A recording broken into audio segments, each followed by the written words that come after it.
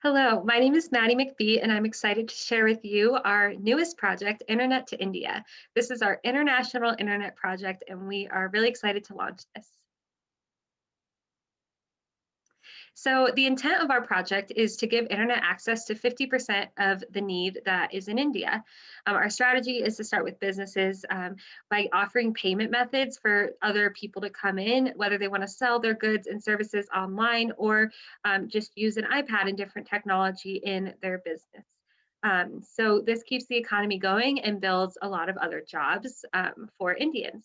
And then eventually we do want to move into home and residential internet services. This is a luxury, but we want people to be comfortable and knowledgeable in technology. So we would love to provide this for them. And then we would also want to follow up 7 days later. So this is like a quality control team that would come in and help follow up with the businesses and make sure that the internet is working and everything is going well, because we definitely want to make sure we're offering competent services that work. So here's the team. I am the project manager overseeing all the members of this project, and I'm responsible for checking in on the territory manager and the director of operations. Of course, we're going to need a research analyst. They're responsible for researching the best country for us to launch in, as well as researching different businesses and homes and neighborhoods that we can provide this to. We're also going to need a chief technology officer, director of operations who oversees the CTO, and they also implement the strategy behind all the different people that we're going to reach. And then we're going to need a translator since we're working with people that speak Hindu. And we're going to need a territory manager. This person is on site in India. They are the liaison between project managers, myself, and the employees that are working overseas. So it's really important to have people both in the States and also on site in India. So why India? India holds a special place in my heart as I got to spend a month there sharing the gospel with people. And so I just saw the need that India has. And also India has great potential to grow with technology. They have so many skilled workers that are ready to work. So I think it would just be great to be able to offer this to people that need it and are ready to have a job. And then our research analysts also found that this would be the best launch pad with 1.15 million registered companies. So this is a great place to offer to businesses. So as we learned in our book this week in Levi's book, we learned about dimensions of international culture. India is a collectivist culture, so they value the other, they value teamwork and positivity. So their communication, according to Levi, is as in all collectivist cultures, communication is often indirect with a positive tone, whereas in America, communication is very direct and maybe more with a negative tone, but we can use these two different things, the contrasting communication styles, to actually work together. So Indians, they value harmony. They really value group opinion and working together. They're very we oriented, whereas in America, we're more I oriented and we're a very individualistic culture. And then in India, power is more egalitarian, and they definitely contribute better in groups. And again, in America, we're definitely more individualistic. We'd rather have larger goals and individual tasks, and the power comes from usually one person. And then, yeah, so these are important things to keep in mind as we work with two different cultures and discuss how to compromise. So as I mentioned, there are many cultural differences, especially with communication style, but we also want to make sure that we use each other's communication styles to our benefit. So we can compromise by utilizing India's culture for group sessions and training, while the American side of business works individually to delegate, set goals, and get tasks done in a timely manner. And then together, via technology and utilizing the correct people, we can reach our goals by accepting the cultural differences as a gift and a good challenge. So what impact will this have on culture?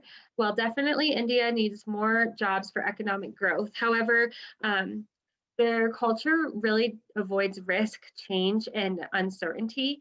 And so we want to make sure we don't come at this them as someone that wants to change the culture or change them. We want to make sure that we create buy-in and know that they are impacting the culture in a very good way. And we're not trying to change them or change their culture, but we're just trying to create something that can be beneficial to them. It also has so many benefits as it helps the culture move toward modernist approaches that can help them have access to education, news, and even job growth for their children. So this helps generations to come. And then there's definitely potential conflict when it comes to group work in general, especially group work with international relations involved. So we want to make sure that we over communicate and that we have a very skilled methodology to our communication style. So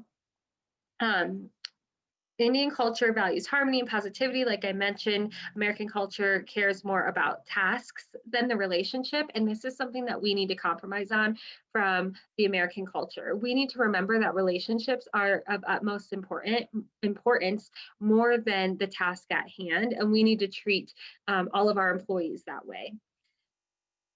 So American culture is more prone to dealing with conflict and moving on, but we do not want to upset the relationships with our businesses, with each other, and especially as we grow to share the love of Christ with each of these people. We want to be aware of strategy and the approach to change. And then Pond Staff wrote on India's approach to negotiation in a really great article. He said, the researchers attributed the reported tendency to deal with conflict directly to India's collectivist culture, which emphasizes group decision-making, consensus, and collaboration. So this is all the things we talked about and things we just need to keep in mind as we overcome conflict. So we can overcome conflict by over-communicating, by having weekly meetings and check-ins with the senior staff and different developers. We can create buy-in from both sides, which is the liaison's job to help with communication and approach both cultures in a way that they both feel heard. We need to handle conflict maturely and enter it with a humble heart. Colossians 3:12 says, put on then as God's chosen ones, holy and beloved, compassionate hearts, kindness, humility, meekness, and patience. And then we also want to make sure we have monthly surveys to get employees' feedback. That way every employee is heard. And then finally, we want to create rewards and smaller goals.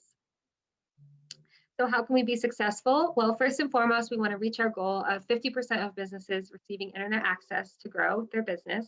We want to make sure communication is streamlined and there's a method with weekly meetings and monthly surveys. Small goals and rewards are offered. We want to utilize each culture's strengths.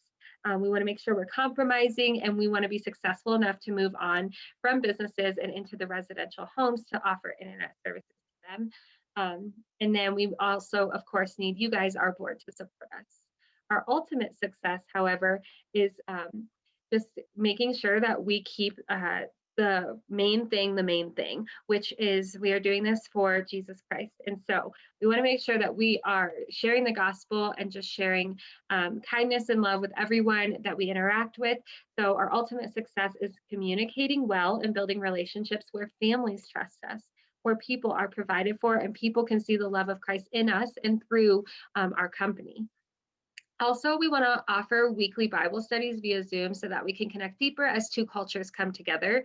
I think this is something we can do being a Christian company.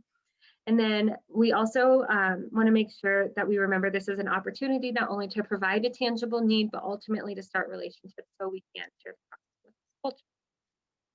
We hope not only to multiply our business, but multiply the followers of Christ.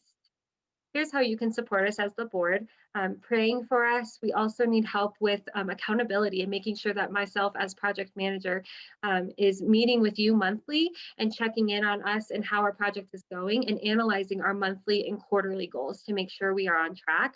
And I also want to make sure we're handling conflict well in a way that is honoring to their culture. And then finally, these are our goals moving forward. As I mentioned, 50% of businesses and then 30% of residential homes will receive internet access. And then I want to leave you with this, the Great Commission. Therefore, go and make disciples, baptizing them in the name of the Father, Son, and the Holy Spirit. This is what we are here for. Here are my references. Thank you so much.